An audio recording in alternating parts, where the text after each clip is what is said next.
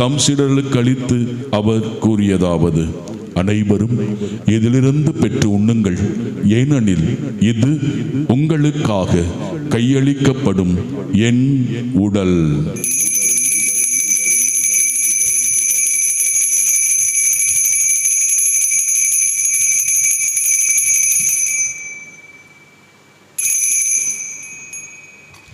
அவ்வண்ணமே இரவு விருந்தை அருந்திய பின் கிண்ணத்தையும் எடுத்து மீண்டும் நன்றி செலுத்தி ஆசி வழங்கி அதை தம் சீடர்களுக்கு அளித்து அவர் கூறியதாவது: அனைவரும் இதிலிருந்து பெற்று பருகுங்கள், ஏனெனில் இது புதிய நிலையான உடன்படிக்கைக்குரிய என் இரத்தத்தின் கிண்ணம்.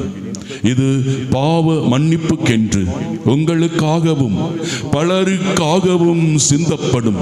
இதை என் நினைவாக செய்யுங்கள்.